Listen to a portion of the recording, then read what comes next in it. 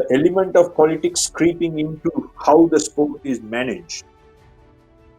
Oh, okay, right. Yeah, I understand. Yeah, I mean, so, let's cut the chase. And, I know what you're asking. If you take, from 2012, when the time that, the Rajapaksa boys were involved in rugby, I mean, that is a good starting point, because I think a lot of people go to that and, have a lot of negative views and Yeah, feelings about what I think happened, Asanga, right? the important thing is rather than judge and have opinions of what people want to think. I think what Correct. needs to be inspected is the true impact and actually What happened? understand Yeah. what has. Yeah. Okay, so let me tell you. I mean, I know I'm very. I mean, I'm very close in the sense that I coached them, and then they also were involved in rugby during my presidency, right? And I will tell you, you wouldn't find three nicer boys who play rugby anywhere in the world. That's my personal opinion, and they have given their heart and soul to the game, right? They are the first at training. They are the last to leave.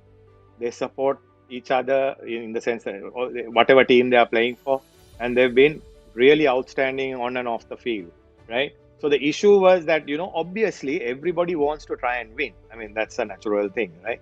But, nobody realizes that in nearly a decade of rugby, that they have only won two tournaments, a league once and a knockout, and that was also the knockout win was, after being down 20 odd points, they managed to win by 1 point. So what my point is this: a lot of things are said because, the feeling is that, they try to control things and things like that.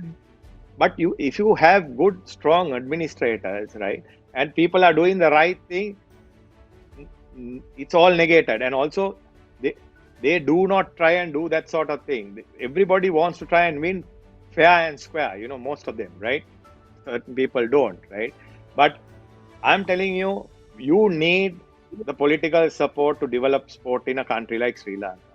For instance, the Super Sevens would have never happened if not for Namal, right? And the vision he had to create an international tournament where all our children got the opportunity to play against world-class opposition, to play alongside world-class players. It would have never happened, right? And this was a signature tournament, right? It has been even World Rugby has taken upon itself to acknowledge tournaments in the world. Asia Rugby proud of the tournament. It was world class. And after Namal did it, Haren took over. Now this is crucial. We need to get that tournament back. And I hope Namal or whoever will support Sri Lanka Rugby to get this tournament back, because this was the stepping stone that created all these players that took us to number 2 in Asia and took us to these sort of performances against Japan, Korea, and Japan, Korea, and Hong Kong. The Super Sevens was the catalyst, and the rugby fraternity all benefited from it. The players had a future. They were well looked after. They managed to play. They were not the fear of playing against world class opposition was gone. All this happened with the Super Seven, right? And it would have never happened if Nama Rajapaksa was not involved in rugby.